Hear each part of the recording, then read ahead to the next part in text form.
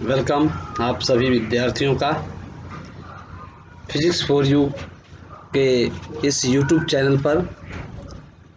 वैश्विक महामारी के कारण फिजिक्स फॉर यू या नवादा के जितने भी संस्थान हैं वे सभी बंद पड़े हैं और ऐसी स्थिति में हम लोगों को ऑनलाइन क्लासेस के माध्यम से आप तमाम विद्यार्थियों से जुड़ने का मौका मिला है। तो फिजिक्स फॉर यू के माध्यम से 12th के विद्यार्थियों का ऑनलाइन क्लासेस चल रहा था। लगभग 15 वीडियो मैंने अब तक अपलोड किया है और बच्चों के द्वारा अच्छा रिस्पांस मिला। उसमें सभी बच्चे अच्छे से पढ़ाई किए।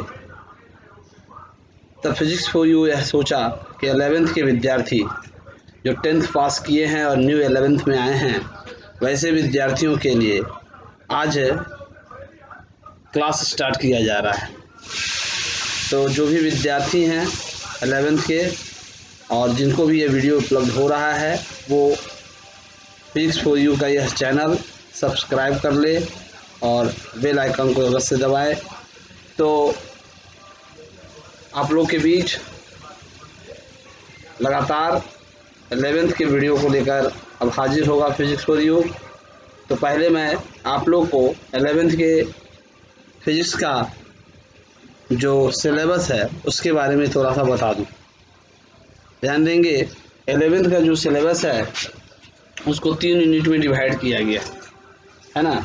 3 यूनिट में आपका यूनिट 1 जो है वह आपका कहलाता है जनरल फिजिक्स, सामान्य भौतिकी। जनरल फिजिक्स सामान्य भौतिकी, जिसमें आपको टोटल लेसन जो है 1 to 12 12 लेसन पढ़ना है ना। इस सामान्य भौतिकी लेसन 1 से 12 में आपको भौतिकी के जो मैकेनिज्म कहलाता है विभिन्न चैप्टरों का अध्ययन करना है ना। जैसे आपका आता है सदिश क्या है, यूनिट क्या होता है, मात्रक किसे कहते हैं, बीमा क्या है। फिर आप गति पढ़िएगा, गति के नियम पढ़िएगा, सदिशों का योगफल कैसे किया जाता है। फिर गति से संबंधित जितने भी टर्म हैं उसको समझेंगे, न्यूटन्स का लॉ को समझेंगे, है ना। फिर आपका घर्षण वगैरह पढ़ना है, फ्रिक्शन के साथ साथ कॉलिजन संघात कैसे होता है, ग्रेविटेशनल लॉ क्या है ना, पावर वर्क एनर्जी क्या है। इस तरह से ये पूरा चैप्टर जो है आपको 12 चैप्टर में डिवाइड किया गया है। पूरे सामान्य भौतिकी को बारी बारी से एक एक चैप्टर का हम लोग इसमें अध्ययन करेंगे, है ना। दूसरा यूनिट जो आता है वो आता है आपका यूनिट 2। वो आपका यूनिट 2 में जो आता है वो कहलाता है हीट मतलब ऊष्मा, है ना। इसके अंतर्गत भी जो लेसन है ना, वो आपको टोटल 1 to 5 लेसन का अध्ययन करना है, जिसमें ऊष्मा के बारे में विशेष जानकारी हम लोग को प्राप्त करनी है ना। एक एक चैप्टर में उसके एक एक टर्म्स की चर्चा की गई है। ऊष्मा कैसे उत्पन्न होता है, ऊष्मा का क्या क्या कारण है, ऊष्मा गतिकी क्या है, थर्मामीटर क्या है, आप किसी वस्तु का ताप कैसे निकाल सकते हैं, है ना। गैस का क्या क्या नियम है, विशिष्ट गैस का क्या नियम है ना। ये आदर्श गैस किसे कहते हैं, इन सभी के बारे में हम लोग यूनिट 2 में हम लोग पढ़ेंगे। और तीसरा यूनिट जो है बाबू वो है साउंड, ध्वनि में भी आपको ध्वनि के बारे में पढ़ना है। इसमें टोटल लेसन की संख्या है 1 2 3, है ना। सामान्य भौतिकी के अंतर्गत 12 चैप्टर, ऊष्मा के अंतर्गत 5 चैप्टर और साउंड के अंतर्गत 3 चैप्टर, यानी टोटल 20 चैप्टर का अध्ययन 11th में आपको करना है।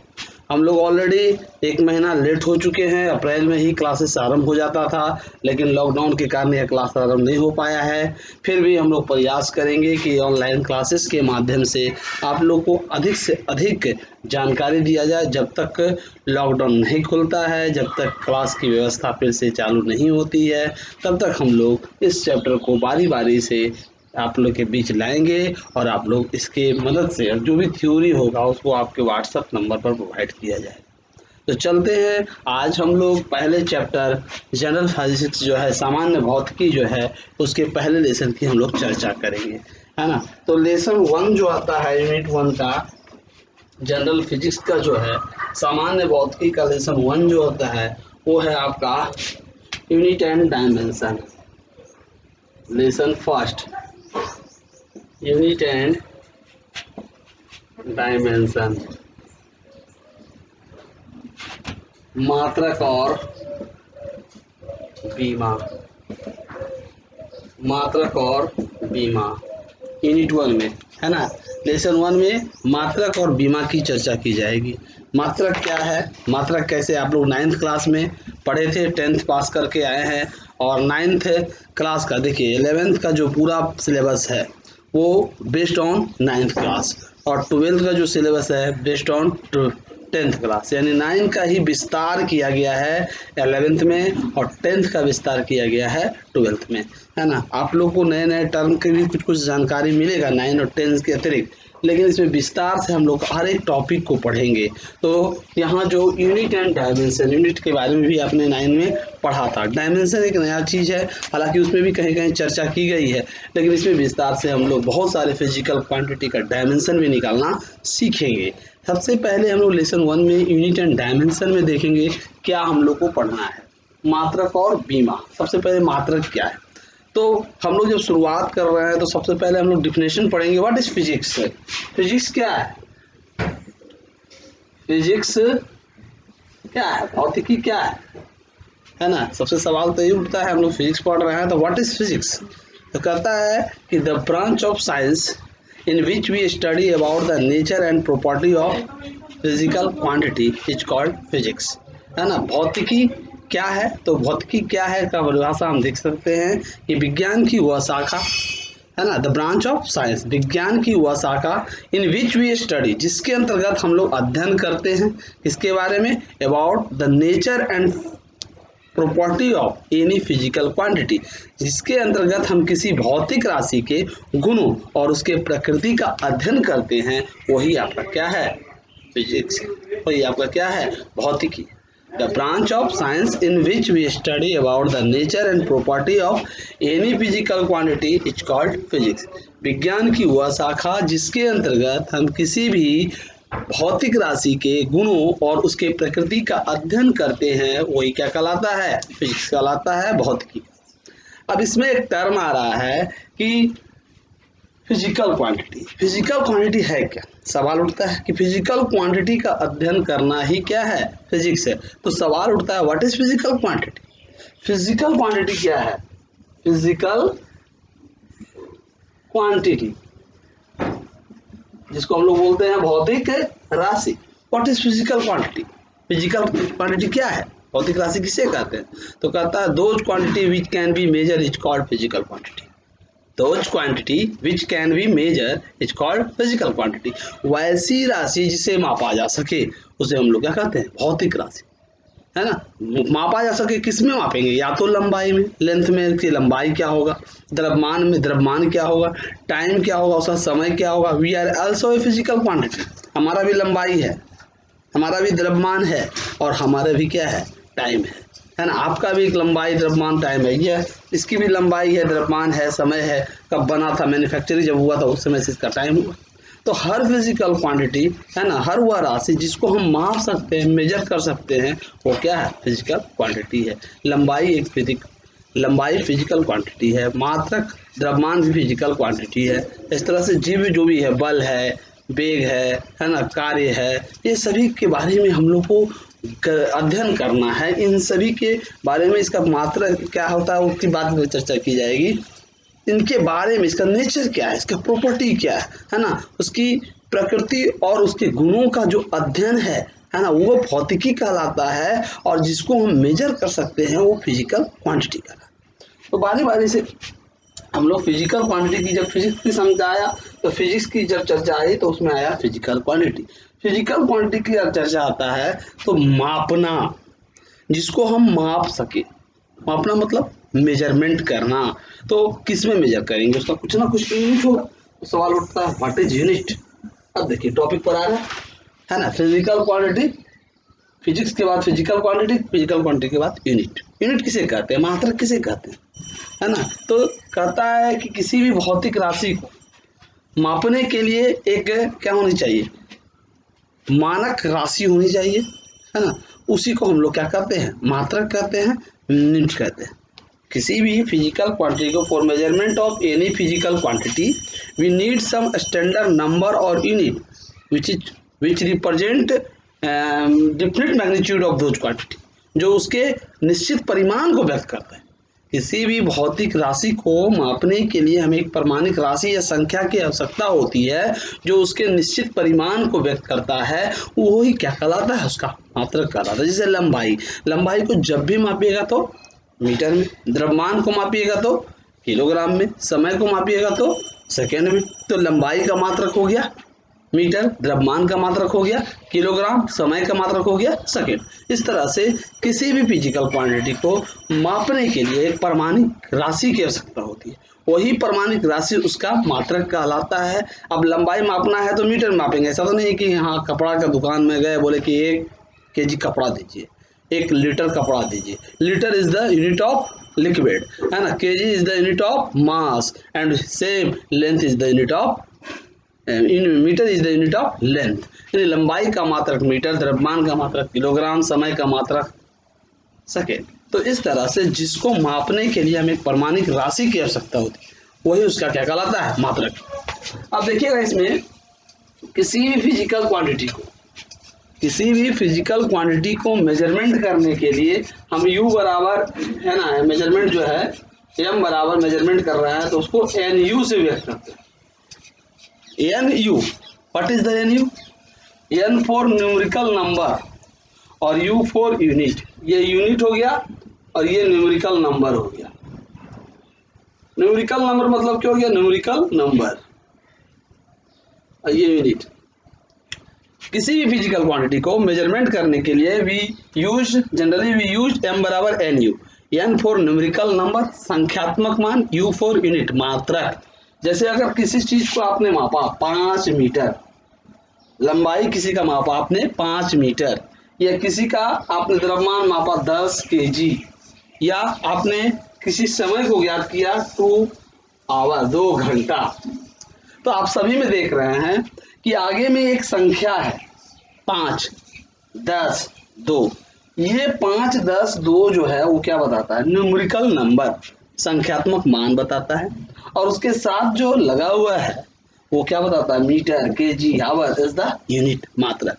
किसी भी फिजिकल क्वांटिटी को हम लोग मापने के लिए m बराबर nu का प्रयोग करते हैं, जहाँ n न्यूमेरिकल नंबर है और u यूनिट है, मात्रक है ना। यानी जैसे 5 मीटर लापा तो 5 यहाँ क्या हो गया, न्यूमेरिकल नंबर हो गया, और m क्या हो गया, मीटर हो गया, यानी यूनिट हो गया। तो इसी तरह से 2 घंटा मापा तो 2 आपका क्या हो गया, न्यूमेरिकल नंबर हो गया, संख्यात्मक मान हो गया।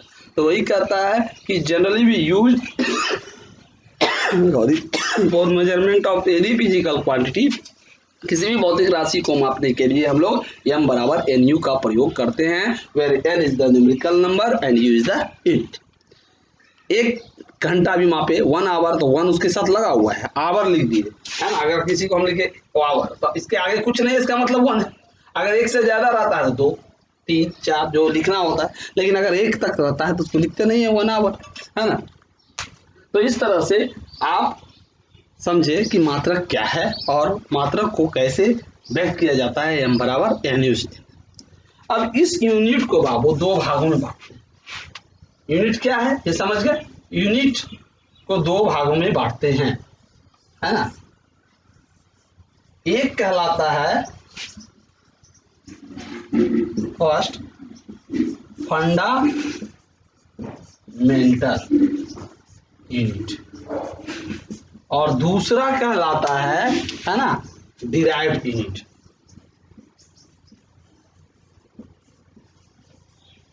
डिराइव्ड यूनिट एक हो गया फंडामेंटल यूनिट मतलब मूल मात्रक, और दूसरा हो गया डिराइव्ड यूनिट मतलब व्युत्पन्न मात्रक। फंडामेंटल यूनिट मतलब मूल मात्रक, डिराइव्ड यूनिट मतलब व्युत्पन्न मात्रक।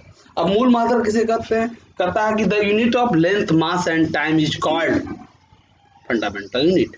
The unit of length, mass and time is called fundamental unit. लंबाई, द्रव्यमान और समय के मात्रक को हम लोग क्या कहते हैं? मूल मात्रक। लंबाई का मात्रक क्या है बाबू?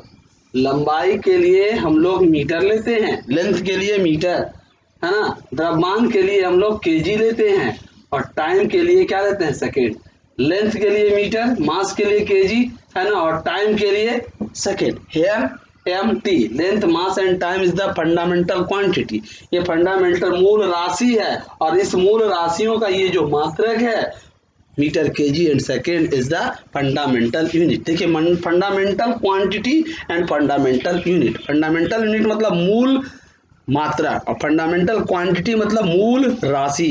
Hair length, mass, time is fundamental quantity and metre, KG, second is fundamental unit. यानी लंबाई, द्रव्यमान, समय के मात्रक को मूल मात्रक कहते हैं। लंबाई के लिए मीटर, द्रव्यमान के लिए केजी और समय के लिए सेकेंड का प्रयोग किया जाता है। परिकत ये फंडामेंटल यूनिट कहलाया। दूसरा आपका आता है डिराइव्ड यूनिट। डिराइव्ड मतलब होता है व्युत्पन्न। व्युत्पन्न मतलब क्या होता है? व्युत्पन्न मतलब दूसरे के द्वारा उत्पन्न, वैसा राशि जिसकी उत्पत्ति दूसरे से होती है। दूसरा कौन होगा? मूल मात्रा। यानी कह सकते हैं कि दो unit which is obtain from fundamental unit is called derived. Those unit which is obtained from fundamental unit is called derived unit। वैसी राशि जिसकी उत्पत्ति मूल मात्रकों से होती है उसे हम लोग व्युत्पन्न मात्रक कहते हैं। अब देखिए जैसे कैसे आप लोग पढ़े होंगे क्षेत्रफल, एरिया। एरिया लंबाई गुने चौड़ाई, लेंथ इंटू ब्रेथ। तो लंबाई को किस में मापिएगा? मीटर में। चौड़ाई को भी किस में मापिएगा? मीटर में। यानी मीटर इंटू मीटर क्या हो गया? Metre square. Metre into metre क्या हो गया? Metre square. यानी क्षेत्रफल का मात्रा क्या हो गया?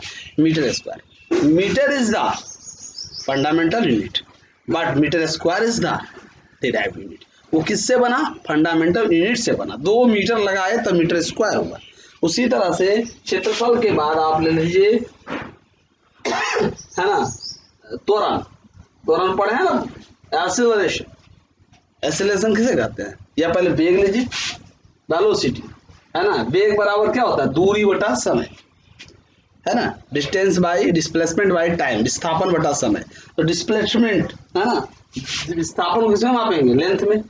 यहाँ से वहां तक गया, विस्थापन हुआ तो वो किसमें मापाएगा? लेंथ में। और समय किसमें मापेंगे? टाइम में। तो लेंथ के लिए मीटर, टाइम के लिए सेकेंड। यानी कि वेलोसिटी का मात्रा क्या हो गया? मीटर पर सेकेंड। मीटर पर second is the fundamental unit, not it is the derived unit. किसकी उत्पत्ति किससे हुई?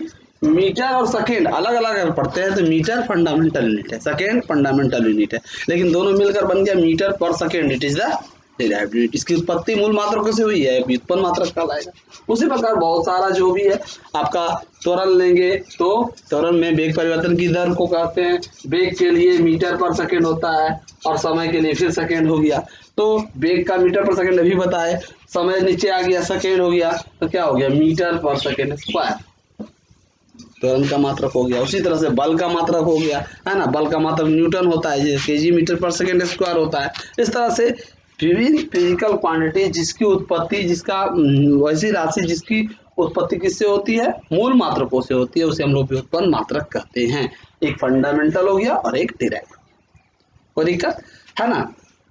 अब आइए हम लोग पढ़ेंगे डिराइव्ड यूनिट और फंडामेंटल यूनिट के बाद इस फंडामेंटल यूनिट को, है ना, हम लोग सिस्टम में बदलते हैं कि सिस्टम, है ना, फंडामेंटल यूनिट को व्यक्त करने की कुछ पद्धति है। सिस्टम ऑफ फंडामेंटल यूनिट, मूल मात्रकों की पद्धतियां। मूल मात्रकों की पद्धतियां आप लोग पढ़े हैं 10th 9th में। 3 पद्धति होता है। कौन कौन पद्धति होता है बाबू? आप लोग पढ़े हैं CGS सिस्टम। CGS सिस्टम मूल मात्रकों की पहली पद्धति क्या कहलाता है? CGS पद्धति। दूसरा क्या कहलाता है? FPS system. फंडामेंटल यूनिट का जो है फुट, पाउंड, सेकेंड, सेंटीमीटर, ग्राम, सेकेंड। और तीसरा जो होता है सिस्टम जो कहलाता है MKS सिस्टम। ये सब क्या है? सिस्टम है। किसका? सिस्टम फंडामेंटल यूनिट का, है ना। 3 CGS, FPS, MKS। इसी MKS को एक और नाम दिया गया SI यूनिट। क्या नाम दिया गया? SI unit. तो समझेंगे सीजीएस यूनिट आप लोग पढ़े भी हैं। The system of unit in which we represent length in centimetre, mass in gram and time in second. The system in which we represent length in centimetre, mass in gram and time in second is called CGS system. मात्रकों की वैसी पद्धति जिसमें लंबाई को centimetre में, द्रव्यमान को ग्राम में, समय को सेकेंड में व्यक्त करते हैं, उसे सीजीएस पद्धति कहते हैं। C4 सेंटीमीटर, G4 ग्राम, S4 सेकेंड। पहला जो यूनिट होता है लेंथ के लिए, दूसरा जो हो गया मास के लिए, तीसरा हो गया टाइम के लिए। तो लंबाई को सेंटीमीटर में, द्रव्यमान को ग्राम में, समय को सेकेंड में व्यक्त करते हैं, उसको सीजीएस पद्धति कहेंगे।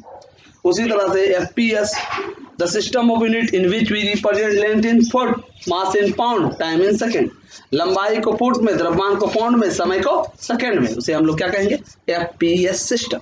और तीसरा आता है MKS system, the system of unit in which we represent length in metre, mass in kilogram, time in second is called MKS system. It is also known as SI system. इसे अंतर्राष्ट्रीय पद्धति भी कहते हैं, सिस्टम ऑफ इंटरनेशनल, अंतर्राष्ट्रीय पद्धति के नाम से भी इसे जाना जाता है। तो इस तरह से हम लोग सिस्टम को जो करते हैं CGS, FPS, MKS सिस्टम में बांट दिए फंडामेंटल को व्यक्त करने के लिए, है ना, मूल मात्रक को व्यक्त करने के लिए 3 पद्धतियां। अब जब हम लोग CGM सिस्टम में आते हैं, SI सिस्टम में आते हैं, जो MKS सिस्टम है वो SI सिस्टम के नाम से भी जाना जाता है। तो SI सिस्टम में आते हैं तो there are 7 fundamental unit in SI system. अंतर्राष्ट्रीय पद्धति के अंतर्गत हम लोग मूल मात्रकों को 7 श्रेणियों में बांट, 3 था पहले। मूल मात्रक कितने थे? लंबाई, द्रव्यमान और समय का जो मात्रक था वो मूल मात्रक था। अब जब SI सिस्टम में आते हैं, अंतर्राष्ट्रीय पद्धति की जब चर्चा करते हैं, तो मूल मात्रकों की संख्या कितनी हो जाती है? 7 हो जाती है, 7 हो जाती है। 7 क्या क्या होता है? तो लंबाई तो जान ही रहे हैं, है ना। लेंथ के लिए आप जान रहे हैं, 3 पहले आप देख लेंगे। लंबाई, तो लंबाई का सिंबल L हो गया, है ना, और इसको व्यक्त करते हैं किस में? मीटर में। लंबाई का मात्रक मीटर। दूसरा द्रव्यमान, द्रव्यमान का मात्रक kg। तीसरा टाइम, टाइम का मात्रक सेकेंड। ये तो 3 था ही, और 4 बढ़ता है। 4 कौन कौन बढ़ता है जरा देखेंगे, है ना। 4 में आपका आता है ना, पहले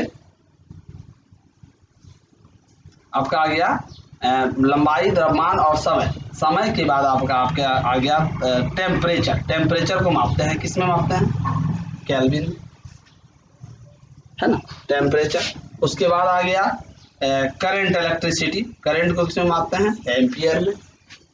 फिर आ गया ज्योति तीव्रता, luminous intensity. Luminous intensity candela में, ठीक है, सिटी से डिनोट करते हैं कैंडेला को। केल्विन हो गया, एम्पियर हो गया, कैंडेला हो गया, और एक और आ गया अमाउंट ऑफ सब्सटेंस, है ना, जिसको कहते हैं पदार्थ की मात्रा, अमाउंट ऑफ सब्सटेंस, है ना। इसको अमाउंट ऑफ सब्सटेंस को मोल में मापते हैं। तो ये 7 हो गया। फंडामेंटल यूनिट कितने हो गए? 7। किसमें? इन SI सिस्टम। SI सिस्टम की जब हम चर्चा करते हैं तो SI सिस्टम में मूल मात्रक हमारे 7 हो गए। लंबाई का मात्रक मीटर, द्रव्यमान का मात्रक kg, समय का मात्रक सेकेंड, टेम्परेचर ताप का माप केल्विन, है ना, करंट इलेक्ट्रिसिटी, करंट इलेक्ट्रिसिटी विद्युत धारा का मात्रक एम्पियर में मापते हैं, ल्यूमिनियस इंटेंसिटी ज्योति तीव्रता कैंडेला में मापते हैं, और अमाउंट ऑफ सब्सटेंस जिसको मोल में मापते हैं। तो ये 7 हमारे क्या हो गए? मूल राशि। कहता है इन 7 के अतिरिक्त, है ना, there are 2 other unit which is used in physics, है ना।